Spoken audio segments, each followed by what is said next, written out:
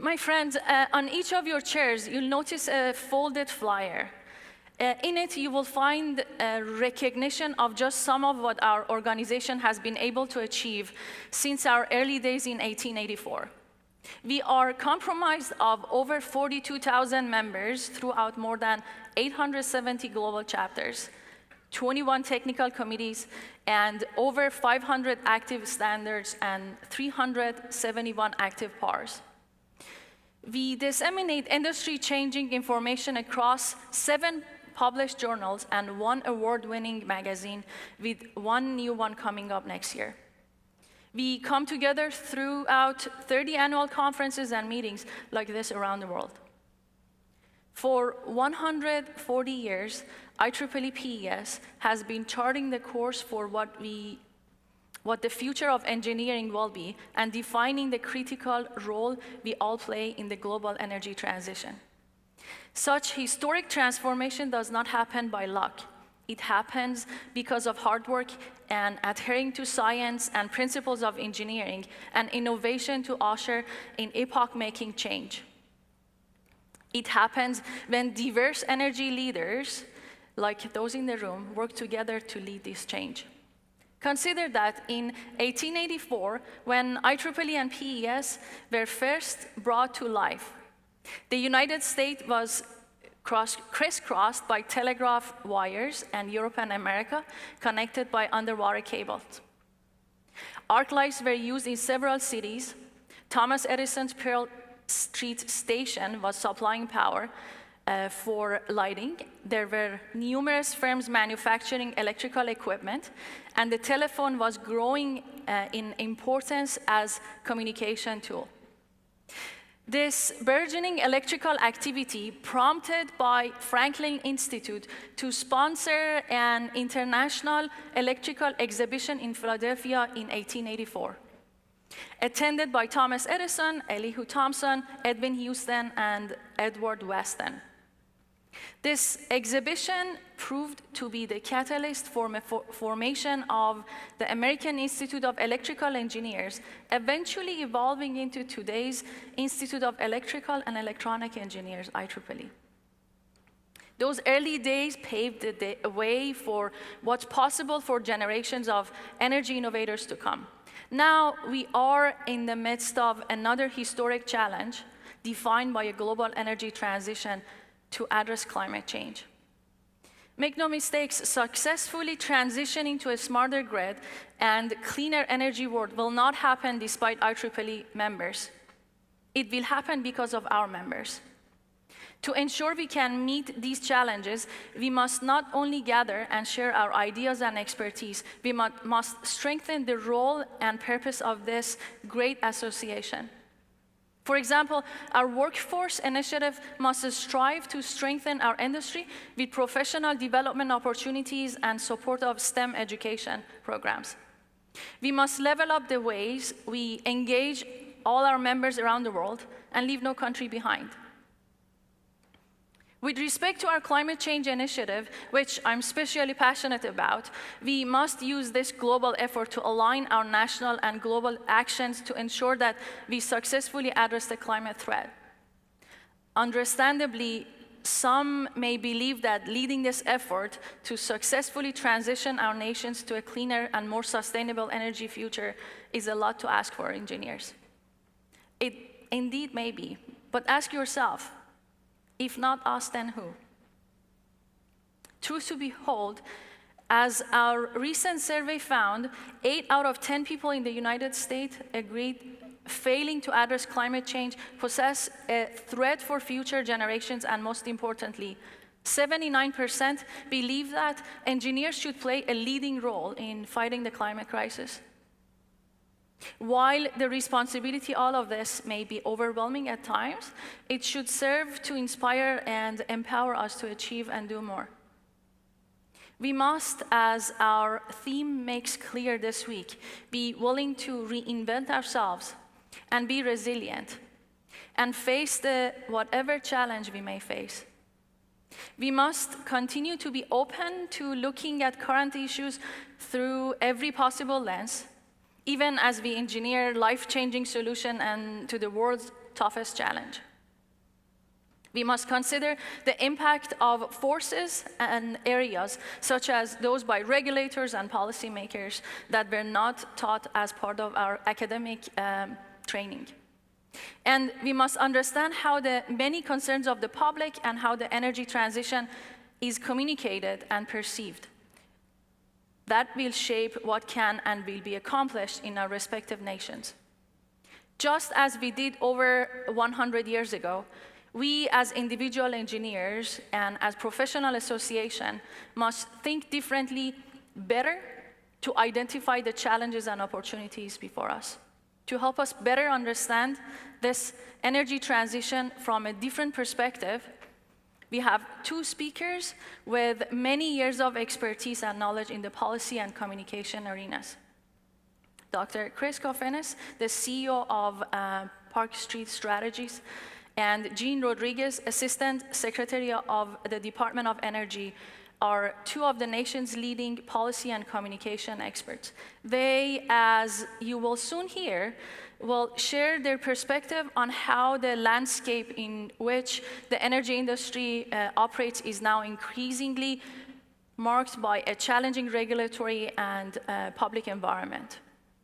As much as we may not like the non-engineering realities of the energy world in which we work, we need to better understand these outside forces and how to best overcome them.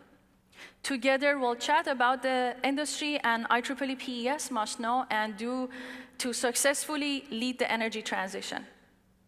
Lastly, whether it is with the opening keynote discussion or the rest of this week's event, I hope you will all leave here feeling inspired and connected and energized to lead this exciting energy revolution and to help pass on a better world to this generation and all future generations, no matter the beautiful country you may call home. Thank you, and I would like now to invite Jean and Chris to the stage.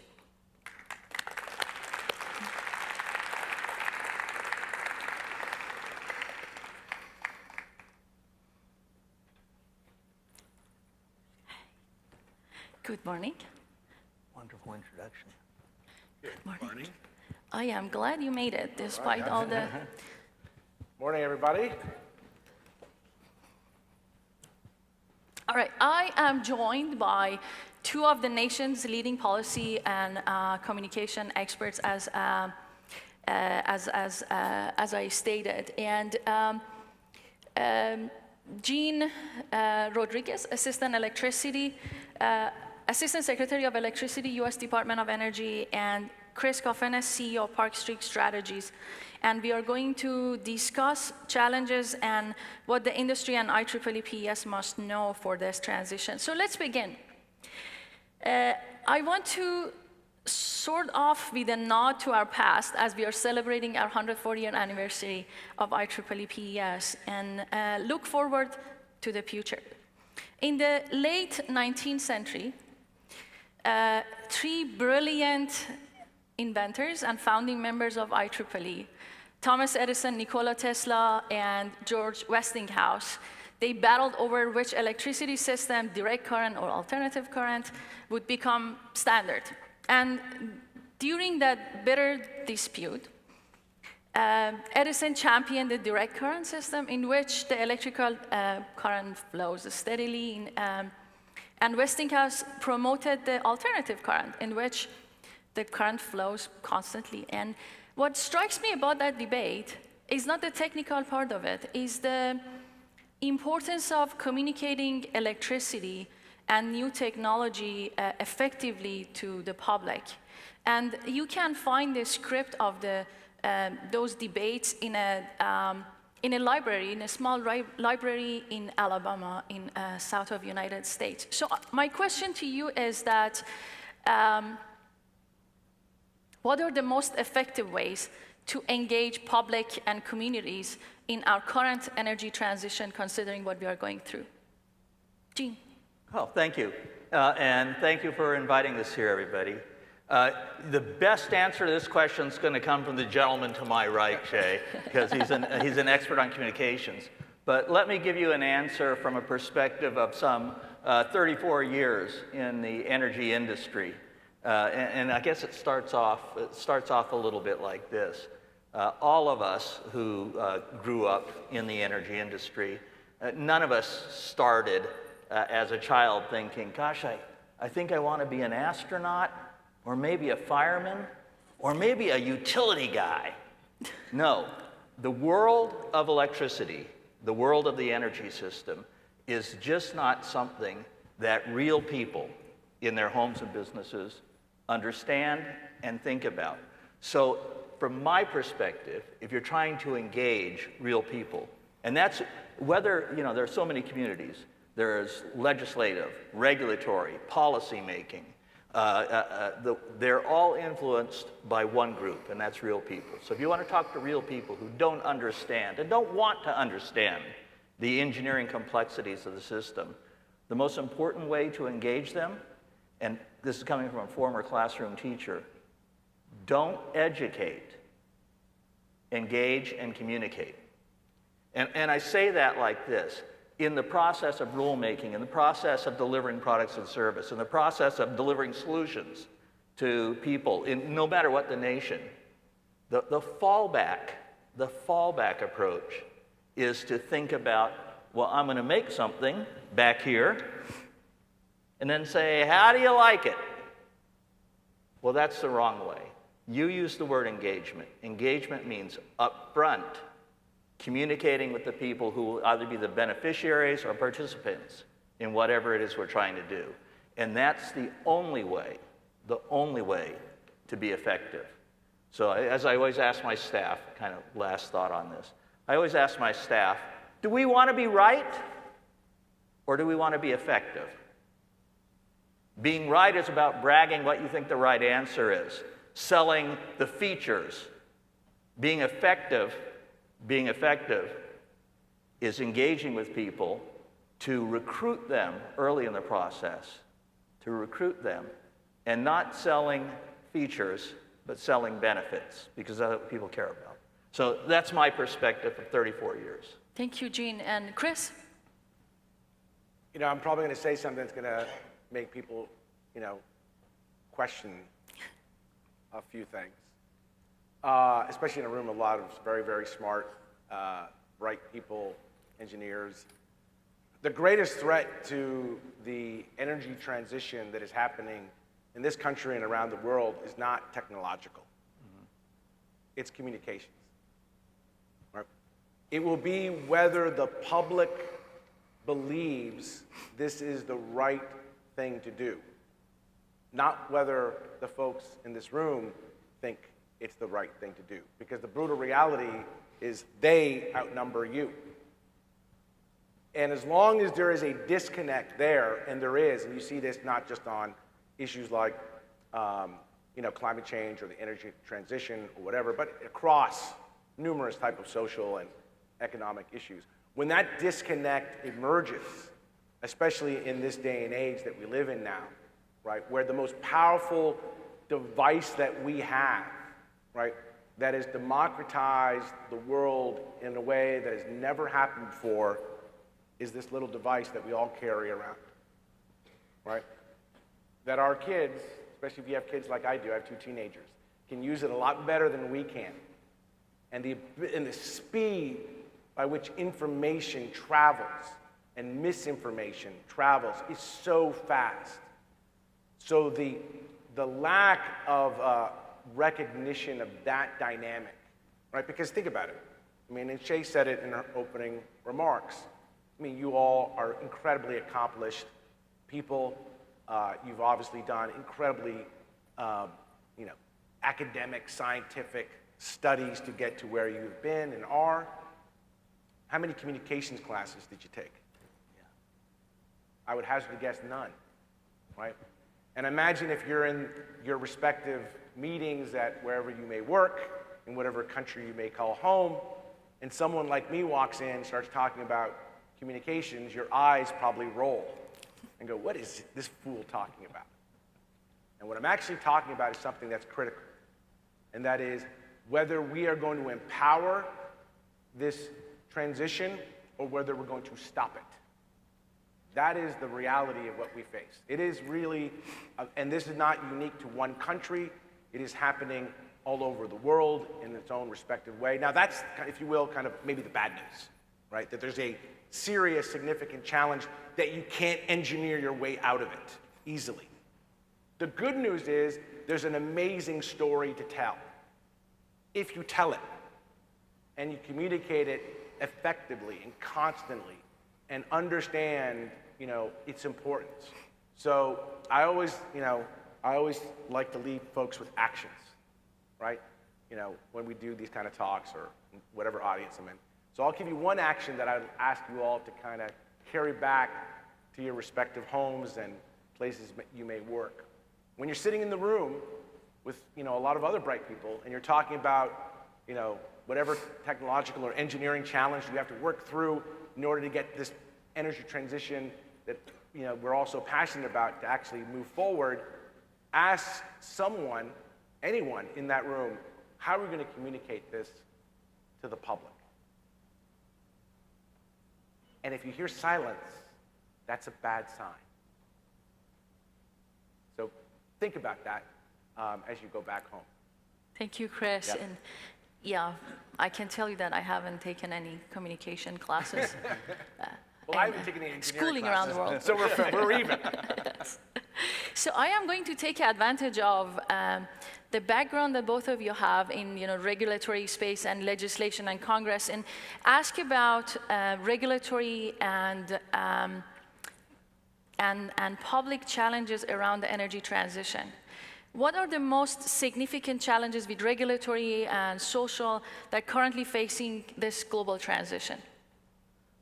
Thank you. That's a great question.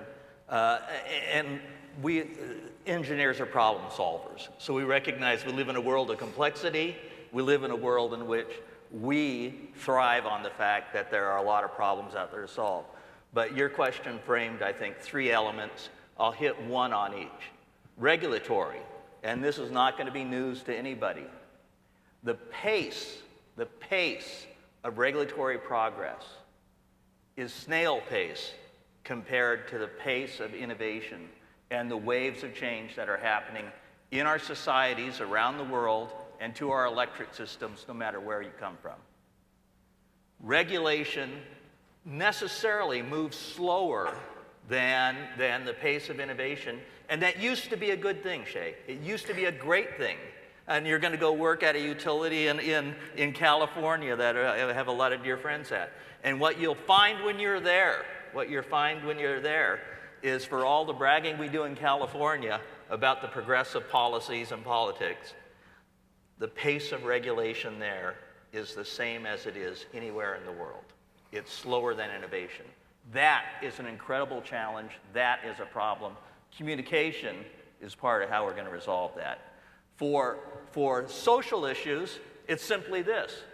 When you go back to your hotel rooms, or if you're watching on video, go back into your office or your home at night, you flick the switch, what happens? You don't have to think about it. Lights come on. Well, that century-old progress in ensuring the reliability of the system is our social problem. It's our social problem.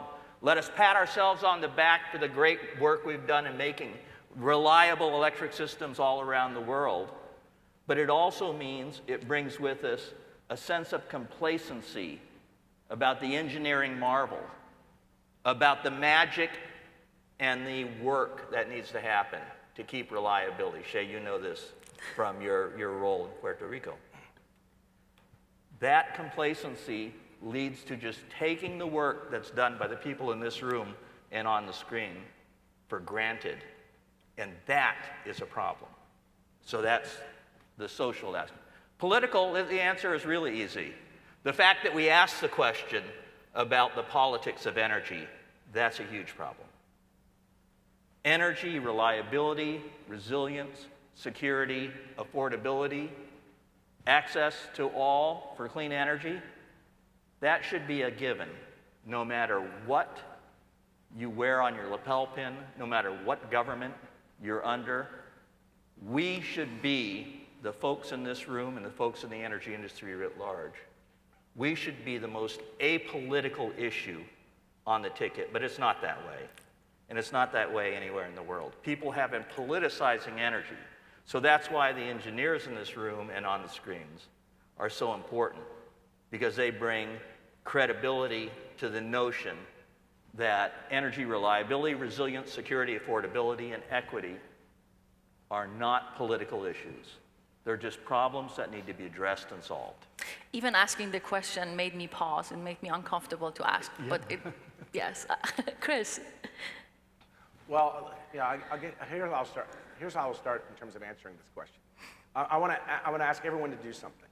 I like activities during speeches, okay?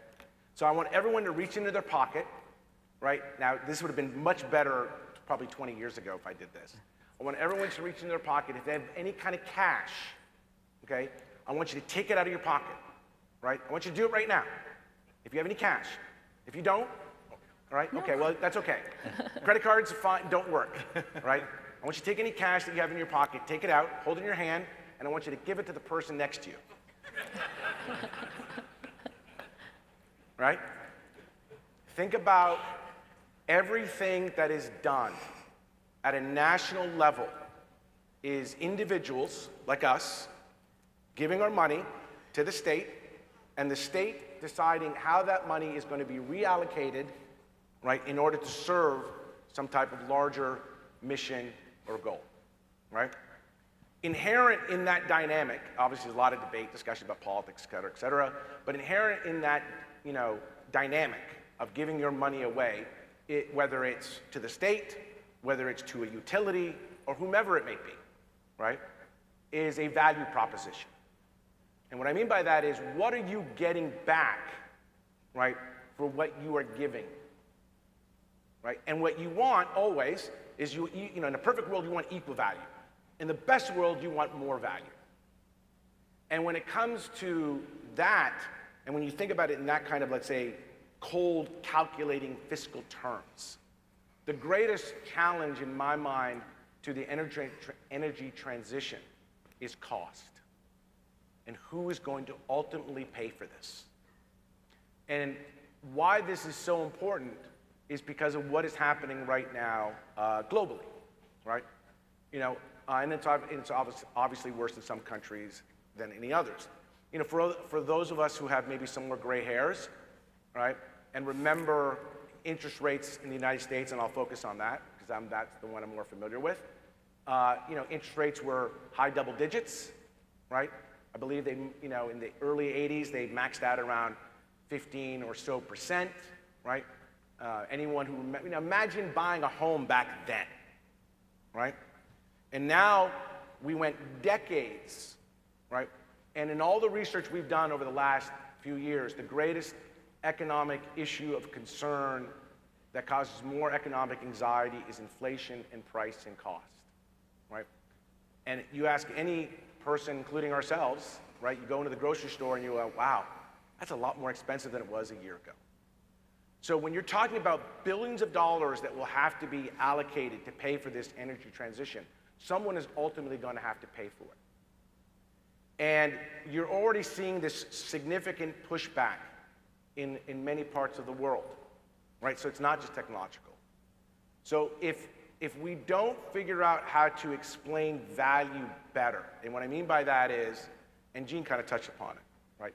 How is the average person going to benefit? Not us, right?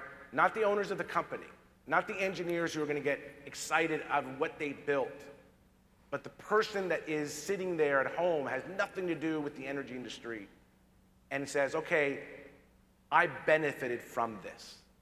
And if they don't see that value, here's what will happen. They will fixate on cost and how much they are paying for it. And that, is probably the greatest threat, to the ability of this transition to move forward at the pace it needs to. And when you add in the other kind of socioeconomic, international economic, dynamics and factors, et cetera, it becomes even more, complicating. So again, I think to me the most important thing, and not the other factors aren't important, Gene touched upon, they really are. To me the most important factor, or the biggest challenge, is going to be can we afford this? And can we convince the public that it's something that we have to afford? I cannot agree more. But let me, Chris, start with you this time Yeah. about historical lessons. Is there any lesson from history where societies have successfully made big technological change or accomplished a national or international goal that we can take it as an example and think about the energy transition within that context? It's a great question, and it's actually kind of a tough one, right? I mean, I thought about, you know, the space program. That was a great one, you know. I thought about, the building of the atomic bomb, but that's more kind of depressing, right? I thought about the interstate highway system, right? So if you focus, let's say, just on the space program and the interstate highway system in the United States, you know, it's kind of two kind of rough examples. What both of those big programs had, big initiatives had, right? Because I mean, think about it. When the space program was announced, nobody knew whether it could be done, but they set a goal, right? They went out there and communicated that goal. There was a benefit to all, right? It wasn't just like certain people are going to have the space program in the United States. It was going to benefit everyone in the United States, directly or indirectly, right? And the interstate highway system, which is obviously not as exciting as the space program, same thing, right? Everyone was going to be able to use this highway, right? It was going to connect every state, corner to corner, right, across the country. So I think part of, you know, when I step back and I look at this, even from an academic or analytical, you know, perspective, I think one of the biggest, pieces that is missing, and it's because there's not one agency or department or group that's leading this transition, right?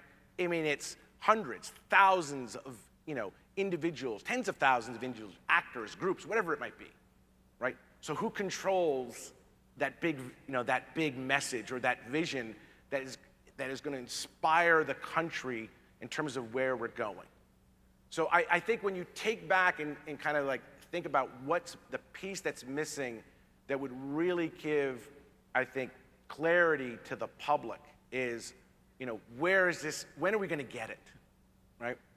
You know, if I ask any engineer, like, when are we going to have, you know, this clean energy world? When is this energy transition going to be over, right? When are we going to, like, okay, it's done, now we're going to pivot, and well, you're probably going to hear a lot of different dates. Is that fair, Shay?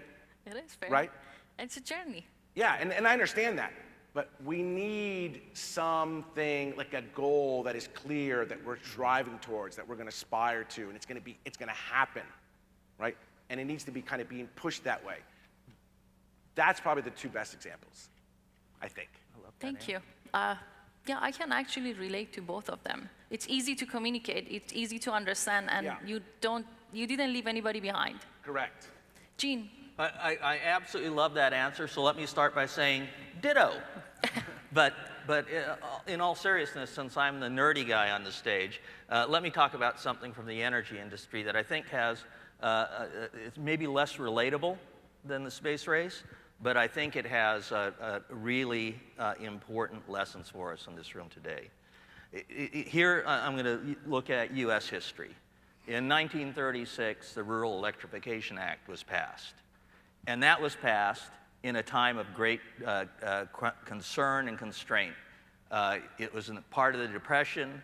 It was about putting Americans in this country back to work. And what they did is decided to electrify all of rural America, so the great middle of our country, huge expanses. That, I think, was important because, number one, as Chris pointed out, there's tremendous alignment there. Nobody would argue that we don't need to put Americans back to work and that the federal government can do something about it. So there's the alignment. But more importantly, and this is something I want to add to what Chris laid out, it had not unintended consequences, but unseen and unforeseen consequences. Electrifying America did something really wonderful. It, put Americans to work. but it also laid the foundation for a new economy in which no American, no person in this country was left behind. Electrification wasn't just about health, safety, and comfort. It was about building a new economy in the country, which persists today. And I think that's an important lesson for us, because just as I talked about earlier, that we take for granted the challenge in front of us today, the challenge we have to face, the challenge we have to work on, the challenge that we need to find a way to message alignment out there around is that we are doing something to the energy system, not just in this country, but all around the world. A modernization of the energy system for the 21st century that requires an effort as muscular as what happened with the electrification of America, rural America, but more importantly, kind of clear thinking, blank sheet of paper thinking about how to communicate the benefits of the modernization of the grid. And I think the way to do that is to think about it in terms of the economy, which touches everybody. The economy is driven by electricity. There's no aspect of any country's economy that is an absolutely need a reliable and resilient electric system. It drives everything. No financial people in the front row were saying, we don't have any cash, because they require electronic economy to move.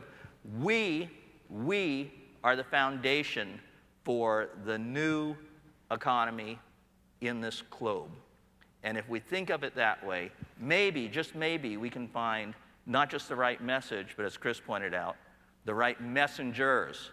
And I think that includes the people in this room. Thank you. Thank you for both of you sharing your thoughts about examples of history. So we have close to 3,500 engineers in our audience, and you come from regulatory and legislative background. How do you think that we can increase the collaboration between different players in energy sector? You want to go? Sure. You go first. So I'll start with another activity, okay? Raise your hand, all right, and be honest, because I'll know if you're lying, okay? Raise your hand if you, over the course of let's say the last 5 years, if you've had a meeting, with either a legislator, legislative staff, or regulator. You yourself, if you have, raise your hands. Okay, I can't see everyone because of the lights, but I would say maybe a third, right? Every hand needs to go up. It is the brutal reality. I know it. People may not like it, right?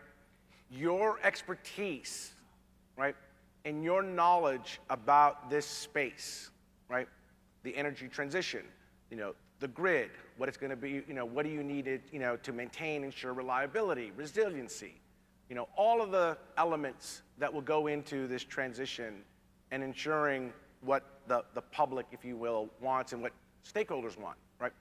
They are going to make decisions despite you. So the question becomes, are they going to make better decisions if you're involved? And the simple answer to that is yes. Now, will that be easy?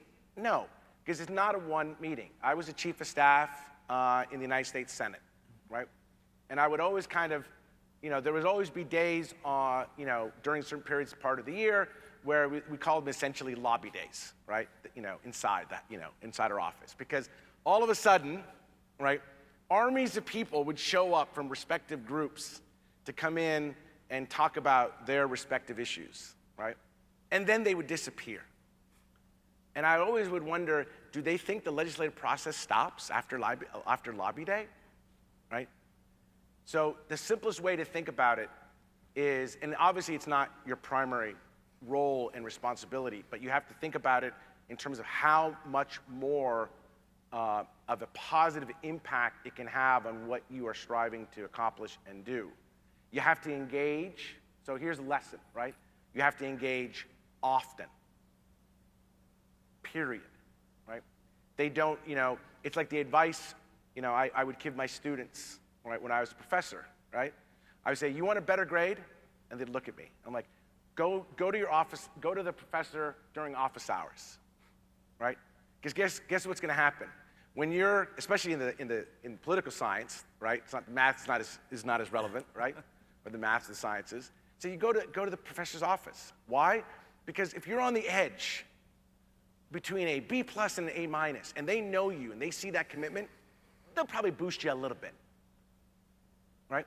Same thing is true. If you're going to those offices and that staff know you, right? And those legislators or those regulators know you, and they can trust your expertise, and you're coming in with that incredible knowledge that you all clearly have, it's going to make a difference, and it's going to help move things forward. Otherwise, someone else who may have very different agendas than your own is going to fill that gap. Gene? Yeah, the only thing I would add to that is this. As I think about it, we in this room, the engineering folks, need to understand that, pardon the pun here, you have two kinds of power. One is the power of impact, and that's what you do every day in your jobs and your work. You find solutions, you engineer them out, you figure your way around complexity and come up with sophisticated and elegant solutions. That's your real job. You're paid for that. Don't complain.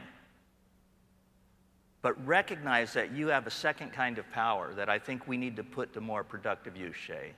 And that's the power of influence. The power of influence. Because when you think about all those folks who have a bias, an agenda, who walk into a senator's office on lobby day, there are two things that they might lack a little bit.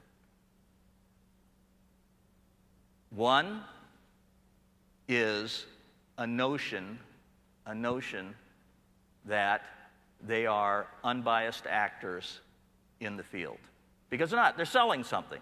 They have a point of view, they have a perspective. Nothing wrong with that, but that's recognized by the decision makers. Second, they lack what you have that nobody who puts on a clip-on tie in Washington, D.C. to do lobbying has. And that is the credibility of engineers. Engineers come at a problem, no matter how difficult, with an unbiased approach.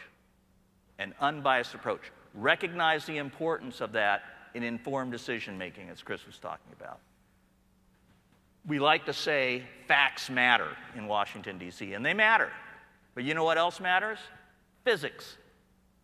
When we're looking at solutions for the electric system, we need people who actually understand how that system can work, who have an unbiased perspective on what the right solutions might be in terms of the trade-offs between cost and performance. We need you to be more engaged. So I invite you to take Chris up on his invitation, which is, don't just think about it as an other duty as assigned that you get done, you check the box. I think the power engineers of the world need to recognize the power of their influence in decision making and make that an everyday part of what you think about and how you do your jobs.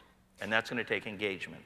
There is an art into that communication. I can give you an example of my experience. The first time they took me to Springfield, Illinois to talk to legislator, that did not really go well.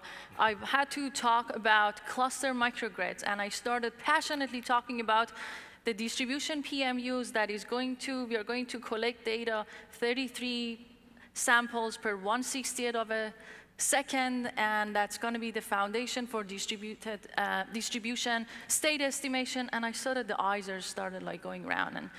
And it took a while to learn about how to take that complex concept and talk about it in a human language. And I can tell you that it's the least favorite part of the activity that my students do in the class. But I'm going to talk a little bit about and ask you a question about PES.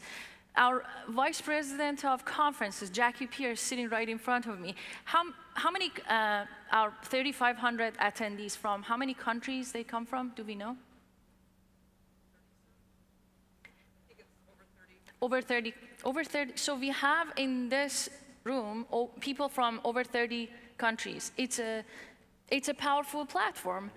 we are a global association. How do you think we can utilize this unbiased expertise, like global expertise from around the globe, and utilize it for this energy transition?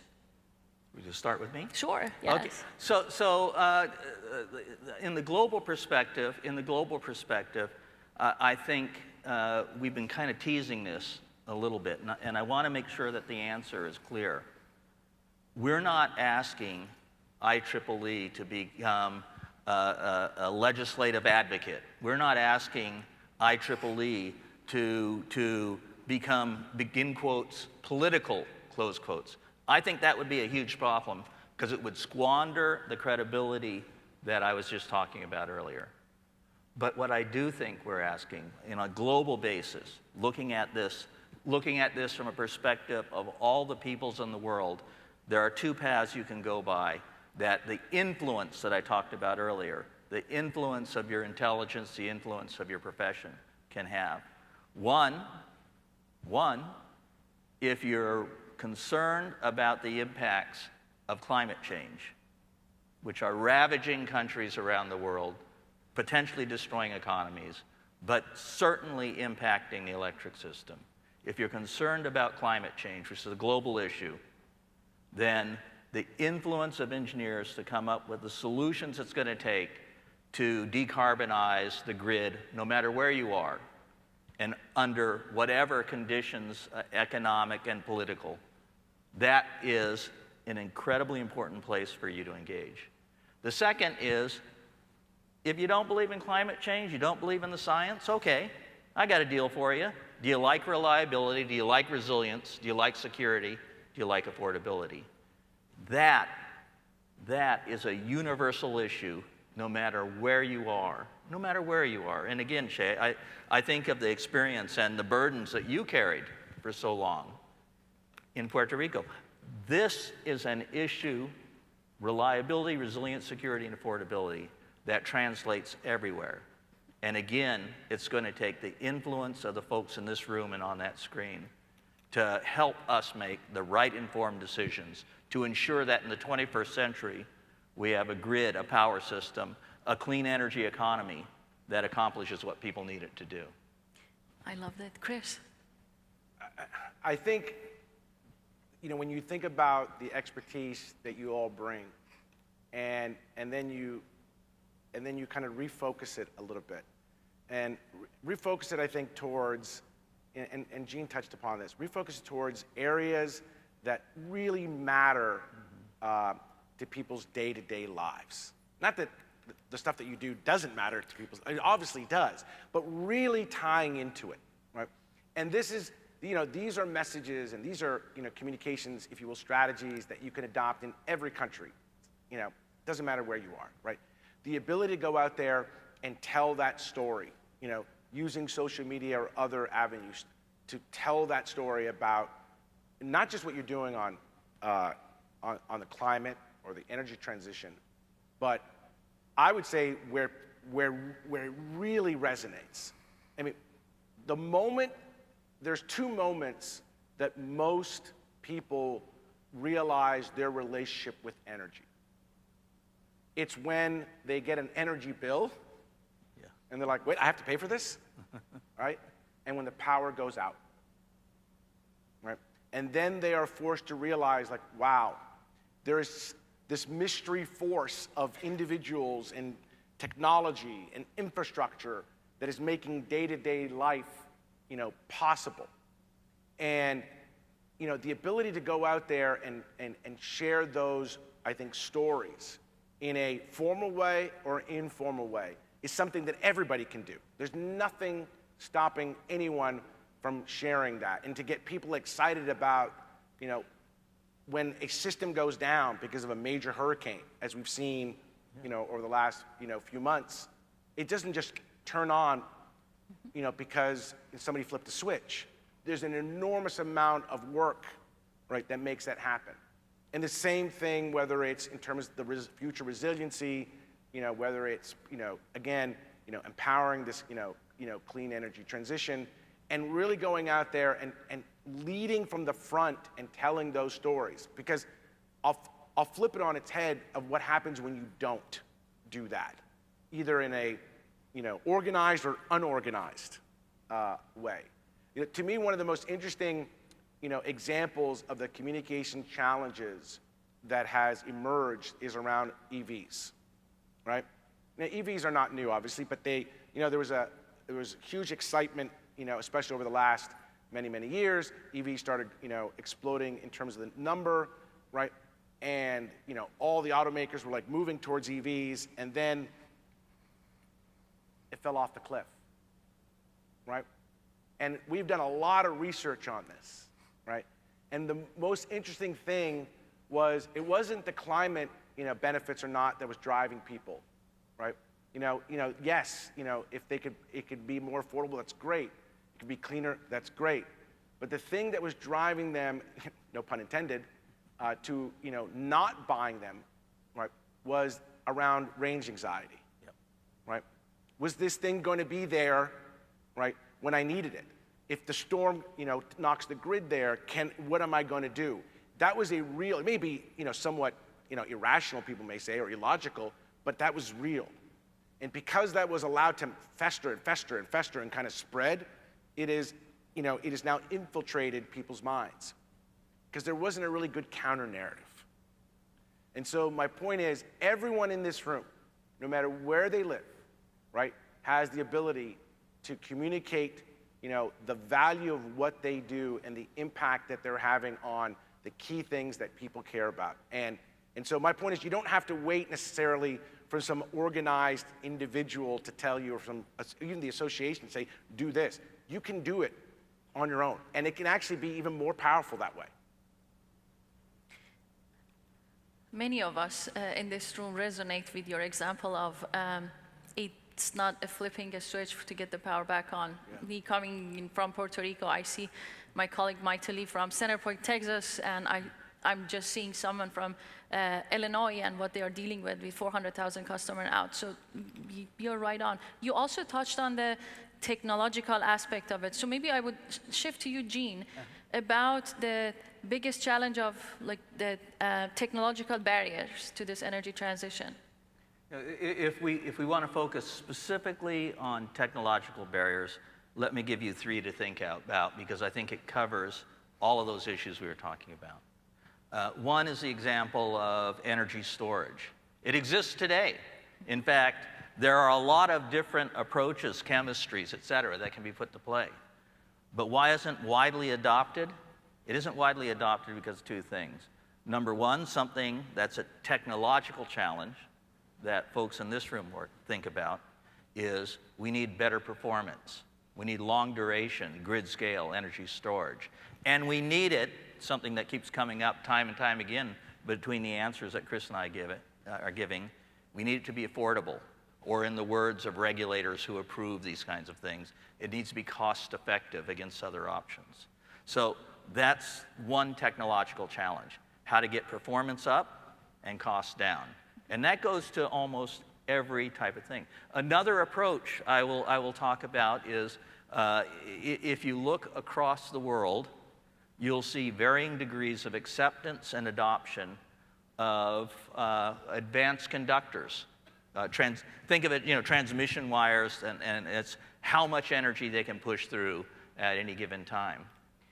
I had the honor of working with the White House on an initiative we're trying to do in this country to get utilities to look at the economics, the real world, long-term economics of the adoption of advanced conductors and other grid-enhancing technologies.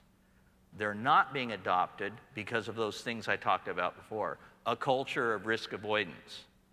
The only way to break through that is through the technological aspect of proving out the performance of those sorts of things.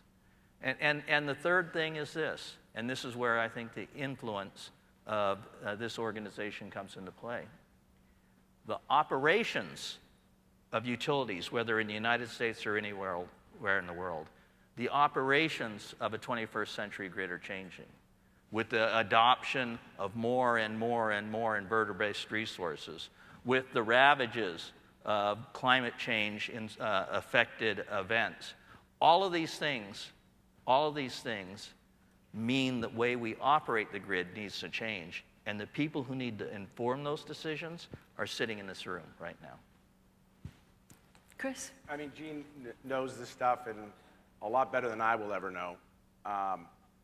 You know, but what I would say based on, you know, my knowledge, you know, to me, the biggest kind of, you know, technological innovation issue or challenge, or however you want to put it, building on, you know, what Gene said, I think the part that concerns me the most is grid resiliency and reliability, right? Are we going to maintain it? Are we going to strengthen it? Is there going to be enough, you know, generation there to meet what will inevitably be greater demand?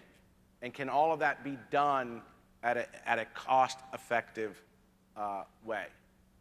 Where, you know, where the public will backlash and lead to political and regulatory actors making irrational, ill-informed, or bad decisions is when an event happens and in the push to fix it, they push in the wrong direction, right? And you've seen that so many times, you know, throughout history. So I think I think when we, as much as we are all excited about and validly so about this clean energy transition, I think we need to like always step back and say that's great, right? But how are we going to always ensure that that grid maintains? Because we have, and this is a testament to all of you and many people like you in this room and around the world, we've spoiled people to believing that power is always on. Yeah. It never goes off, right? Ever. And that is quickly transitioning to an even more dangerous place, right? Where it's not that power and reliability is something that needs to be always 100%, but now we're slowly transitioning it to this idea that it should be free, okay? Or extremely low cost. And those dynamics are difficult to overcome. But I think to Gene's really, really good points, you know, we need to have, I think, a real good understanding of all of those things that are going to, you know, reinforce, support the grid now in the years ahead. Thank you. This is the last part of the question before I switch a bit to some pointed questions. I'm not shy away to talk about how passionate I am about equity and affordability of this energy transition. And the question I have for you is that how can we make sure that this transition happen in an equitable way, meaning that we don't leave any nations or any communities that they are wealthier than others, they don't get more benefit from this energy transition? You want me to go? Sure, go ahead. Yeah, this one, if I had to prioritize all the questions we've asked, to me, this is the most important one, right? Because it's the one that speaks, I think, to the reality of what every country is going to have to address. The energy transition, and I'm going to be somewhat cruel about it, cannot be the Tesla transition. Yeah. And what I mean by that is, you know, Teslas are what, $100,000 plus, right? You know, the average person, you know, average family of four, I believe the income is in the United States is around 60,000, right? Now, what is it the rest of the world, right? My point of that is the clean energy transition cannot be one that benefits the elites or those in the higher income strata. It has to be something that is shared and benefits all. And what ends up happening, and you've seen this, you know, again, I'll focus on the United States where I know more about. You know, you've seen this happen where there is a disparity that emerges. If you travel around the United States, right, it's really amazing. You know, if you ever have the opportunity to do that, and imagine it's true in a lot of your respective countries, you start seeing the disparity of wealth and infrastructure and the differences, you know, between when you are, let's say, in a Seattle or you're in a rural part of West Virginia, right? And here, you can open your phone, you got Wi-Fi, you got cell access, and then you're in some rural parts of West Virginia or the South or whatever it might be, and it's almost impossible to even get broadband or a good signal, right? That disparity in this area is going to be devastating. We cannot allow that to happen, right? And so when we talk about, I think, and this is part of where the challenge is, when we think about building this energy transition, where is the focus always first? Where's the population centers, right? And then the afterthought is what's happening outside of those population centers. That has to change. And even further than that, even within, let's say, a respective city, I'll pick Los Angeles, right? The difference between the infrastructure in a Beverly Hills and the infrastructure in a more working class community like Southgate, right, is night and day. So whether it's us or us going in those meetings with those legislators or those legislators and regulators, there has to be, I think, a greater awareness and sensitivity about that we're not just talking about technology that somehow in abstract benefits, the country. It has to benefit all the disparate individuals and groups and populations and demographics in as fair as way as possible, so that you're not leaving people behind. And to be really frank about it, especially in this country, we do not have a great track record there, right? We tend to leave people behind and then come back and say, oh, we left you behind, we'll fix it. Well, we've been talking, just to use the broadband example, we've been talking about rural broadband for decades, right? And it's still nowhere near where it needs to be. So to me, if we can recognize that, we can actually achieve, what I think is really important, which is if we actually have equitable distribution of the benefits as much as humanly possible, right? That will help reinforce the value of this transition, which will then help build up the public support for that transition. Gene? I think that's a wonderful answer. Let me steal a page out of your playbook and steal a page out of your strategic intent and ask a question of the audience. It's a raise your hand answer. Do we want an energy transition? Raise your hand if you think we want an energy transition. Now everybody look around, because all the people who have their hands up are wrong. What's wrong with you people? We don't want a transition, I think. A transition is just something that happens, and it happens to you or with you. You don't have control over it. I think what we want, Shay, from your playbook, is an energy transformation. Because a transformation has strategic intent behind it. And that strategic intent can include equity, can include affordability. Again, give me 1 second. I don't have kids, so I have to brag about the administration. This administration put into play, through the bipartisan infrastructure law, a requirement for equity. The Justice 40 initiative, we called it, where 40% of the benefits absolutely are mandated to go to those that are in economically deprived areas. And as part of that, no matter where you deployed, you had to have a community benefits plan, which is a concrete way to ensure that you're not just treating the few, the favored few, but everybody. That's strategic intent.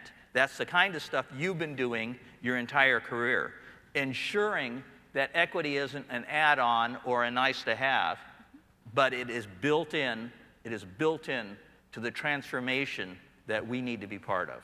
Thank you, Gene. I am going to use your words in future.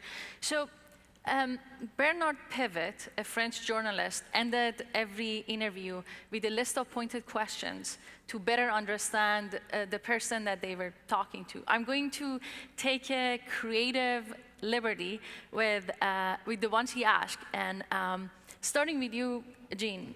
Here we go. Who has been a significant mentor or influence in your life, and why? Well, that's a fabulous question. I will tell you, I've never sought out formal mentorship where you go up to somebody and say, "Hi, I'm Gene Rodriguez. Would you help me with my communication skills, please?" For a certain fee. Yes. There you go. Darn. I thought I was going to get it for free. but all kidding aside, I'm a fan of continuous learning. I think that in every interaction with everybody you meet, you can learn something, and you can find something you respect about the person or persons or organization on the other side of the table. You can find something you admire, and if you live your life that way, you look for the good, you look for what you can learn, then everybody around you in every situation is mentorship. With the possible exception of Alaska Airlines, which didn't get me here until 3 in the morning. Well, I'm glad you made it because quite a few of our members didn't make it here. What inspires you? I'll tell you what inspires me, and this will include you as well, Chris. It's not public service. I think public service is a very noble enterprise, but it's public servants. And that's not just people who choose to go into what we formally recognize as public service, but includes everyone in this room, if and to the extent you embrace your role of influencing the decision makers for the benefit of the public. Let me say one last thing about that. Sure. IEEE, if you look on the website, it's not about technology for technology's sake. It's about technology for the benefit of humanity. Yes. And that makes everyone in this room a public servant. Thank you. What is the last book you read? Oh, last book I read is, I reread actually. It's the complete works of Flannery O'Connor. I don't know if everyone's familiar, but Flannery O'Connor is this wonderful, wonderful author. She writes these truly engaging, quite frankly, sometimes grotesque and odd stories, but it's usually about people's place in this universe that is sometimes hostile, and the sometimes inadequate attempts to bolster your way through. And I think that's important reading for me. I enjoy her writing, of course. Former English teacher, so I will lecture you all day long about this. But all kidding aside, what I like about this is she notes in every one of her stories where the failings of people come from focusing on self instead of focusing on harmony in the universe. And I think that's, again, aligned with the role we need to do. Thank you. Last question for you, Gene. Okay. What 3 items would you want to have if you were stuck in an island alone? Okay. I'm not an engineer, so I'm not going to give a technically accurate answer. I am a former Boy Scout senior patrol leader, so you would think my answer would be a piece of flint to make fire, a small piece of plastic tarp to capture condensation so I have clean water, and my Boy Scout handbook that has every other answer. But that's not what I'm going to say. I'm going to tell you something I think a little more revealing. In a completely impractical way, I would take my music. I think there's a great beauty in music that you can engage with it, that you can allow it to alter your mood. So I would want music if I'm stuck on that island. Thing number 2, lesson from the day, I need caffeine. It's just difficult to get up in the morning. If I'm stuck on the island, I don't want to be grumpy every morning. So a little caffeine. And thing number 3, and I'm kind of stuck on a desert island now. My home is in Southern California. My job is in Washington, D.C. My wife and our really horrible cat are in California. So we don't get to see each other as often as we'd like to. She comes out once a month. I try to get there on weekends when I can. So I have filled my apartment with just pictures of my wife and a few of our cat that's in it, because it keeps me connected. And I think for all of us, there are people in our lives who are incredibly important, and I think we need to find ways to remind ourselves, even with all the stress, all the pressure in our jobs, to remind ourselves of those people who are important to us. Thank you. I can relate to many of those. Chris, your turn. All right. Name one historical figure you admire and tell us why. Just one? Yes. This is a tough one. You know, I've always, and this goes back to when I was, a young political science student, I always had great admiration for John F. Kennedy and Martin Luther King, but for different reasons, obviously. But the part that inspired me about both, and they're emblematic of a lot of other historical figures, throughout history that I've always been drawn to, is each in their own way, in very powerful ways, especially if you read some of JFK's speeches or Martin Luther King's speeches, they really showed the power of words and language. And in a weird way, I think kind of drove me to where I am now in terms of what I do. I always say, words are cheap, right? We all talk and we don't always necessarily, think about what we're saying or, why we're saying it. But words obviously are so powerful. And if there's one kind of negative to technology right now, it kind of reinforces the ability for people to talk, but not necessarily think about what they're saying or the words that they're using. But when you go back and you look at historical figures, in particular some of this, you read these speeches and the language and the power of those messages and how it inspired people, right? And I still believe that to this day, that the words that we use, the words that you all use, whether it's in a meeting or Teams or something more formal, has an incredible opportunity to inspire, to move people, to change minds. And it's, I think sometimes we diminish the ability for us to do that and lead on that. And so that would be, I think, those two. If you could have any job in the world, what would that be? And you get a bonus point if you say an engineer.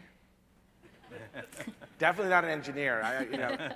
If we all had a math contest, I would be dead last in this room. I know that. Probably national security advisor. My initial track when I got my doctorate was in national security and international affairs, and that's where I thought I was going to go down. And then I decided to leave academia and go into politics, which to this day, my father still does not know what I do, which is really kind of a sad statement. But the ability, what I've always loved about that, and I was always a big reader of history and military conflicts and generals and how they thought, because to me there was so much to learn from that, right? Primarily in terms of the strategy, like how you look at problems. You apply a strategy, you utilize tactics, you assemble resources. I mean, we've had these discussions, but when you're talking about building a substation, or you're talking about transmission lines, that is a campaign, right? It's all the pieces. And it's amazing how you learn from both what they did right and what they did wrong in a completely different field. And I've applied those kind of lessons. So I always thought it would be interesting to kind of go back to where I started. What country, other country you would live? Yeah, I'm Greek. And my mother's going to really, really hate me for this answer, but France. Okay? So I'm glad she's not in the room. Yeah, I mean, I've always loved France. I studied French through most of high school. Then, a lot of teenagers, said to myself, when am I going to ever use French? And then stopped. And then I was fortunate enough to go and do work in France, and I just fell in love with, with the country and the people and the food. I mean, I like Greece, but, it's France. Come on. Yeah. Right? One last question Yeah. for you, Chris. What was your PhD thesis about? Oh my goodness. It was on major power war. It was an analysis that, I'm trying to remember the title, analysis of the dynamics that lead major powers to war. And it was based on a brilliant academic from Michigan, University of Michigan, and then the professor I studied under, whose name was Jacek Kugler at Claremont. And the whole, to boil it really down, what I loved about it was there was this belief that the world there was peace when there was equal power between countries. And they went out and they said, no, I'm not sure I believe that. There's actually more stability when there's a dominant power, right? And there's conflict when two powers transition, when there's a challenger coming up, and the dominant doesn't realize they're not as strong anymore, and they get in a room and fight. We could have a long discussion about that. The part that I loved about it, because my PhD was, and I could not do this. I mean, this is kind of sad, but if I had to do my PhD again, like right now, I would not even come close to being able to do it, because it was an econometric model that I had to come up. I had to program it. I had to do all this really, fancy math, and completely forgot all of it now because I don't use that part of my mind. But what was really valuable, in terms of the lesson that I learned, that I've kind of carried through, was how data, because especially what I do sometimes in the political realm and communications realm, people just kind of spout off and don't know what they're talking about. But what I learned from my training, and I've applied throughout my professional career, is how you have to use data to confirm or prove or disprove what you believe. So, yeah, it was an interesting dissertation. Again, as I've had many conversations with my father, because I went to school, like most people. I think I was in school for 10 years or 9 years between undergrad and doctorate. And then I was in academia for 3, then I left. And my dad said, so let me understand this. You went to school for 9 to 10 years to do something for 3. I said, I was smart. I didn't say I was smart, Dad. I just said I was learned. So you had to balance the two. Thank you, Chris. Thank you. And I very much enjoyed this dialogue with both of you, Jean and Chris. And join me in thanking Chris and Jean for the outstanding discussion. Thank you.